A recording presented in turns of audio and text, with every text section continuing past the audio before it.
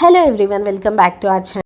ఈ ఎండలకి మనకి కర్రీస్ అవి చేసుకునేటప్పుడు ఇలా ఒకసారి పెరుగు చారు ట్రై చేయండి. చాలా బాగుంటుంది అండ్ చాలా సింపుల్గా కూడా చేసుకోవచ్చు. పెరుగు తినని వాళ్ళు కూడా చక్కగా తినేస్తారనమాట. సో ప్రాసెస్ వచ్చేసరికి ఒక ప్యాన్లో ఒక 2-3 స్పూన్స్ నూనె వేసుకొని శనగపప్పు, జీలకర్ర, ఆవాలు, మినపప్పు ఇవన్నీ వేసుకొని కొంచెం క్రిస్పీగా అయ్యే వరకు వేయించుకోవాలి.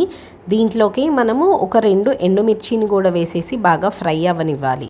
ఇలా స్లైసెస్లా కట్ చేసుకున్న ఒక పెద్ద ఉల్లిపాయని ఇట్లాగా పీసెస్ కట్ చేసుకొని దీంట్లోకి వేసేసుకొని కొంచెం వేగనివ్వాలి.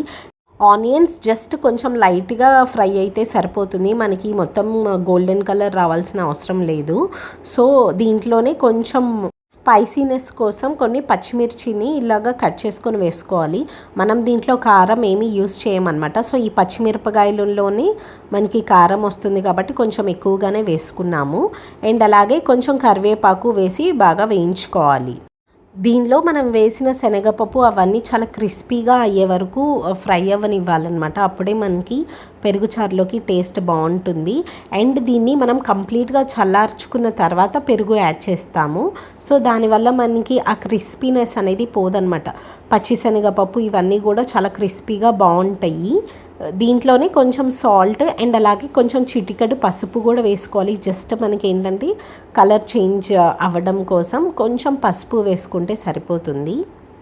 ఇలా మనము పోపుని పెట్టేసుకొని పక్కన పెట్టుకోవాలన్నమాట. ఇట్లాగా మంచిగా ఫ్రై అయిన తర్వాత స్టవ్ ఆఫ్ చేసేసుకొని పక్కన పెట్టుకోవాలి. ఇది కంప్లీట్గా చల్లారాలన్నమాట. సో పూర్తిగా లైక్ రూమ్ టెంపరేచర్కి వచ్చిన తర్వాతే మనము దీంట్లోకి పెరుగు యాడ్ చేస్తాం.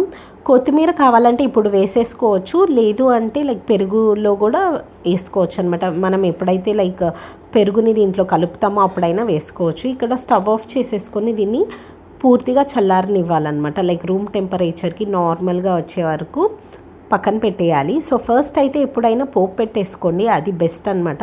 సో అది చల్లారడానికి కొంచెం టైం పడుతుంది కాబట్టి ఈలోపు పెరుగుని మంచిగా బీట్ చేసేసుకొని ఇట్లా చూపిస్తున్నట్టు చల్లారిపోయిన పోపులోకి వేసేసుకోవాలి. మనము బీట్ చేసుకోకుండా పెరుగు వేసేసుకుంటే అంత మంచిగా ఉండదన్నమాట. ఇట్లా క్రీమీగా వచ్చే వరకు మంచిగా బీట్ చేసేసుకుంటే మనకి పెరుగు బాగుంటుంది, టేస్ట్ కూడా. అండ్ అలాగే చూడటానికి కూడా చాలా నీట్గా బాగుంటుంది.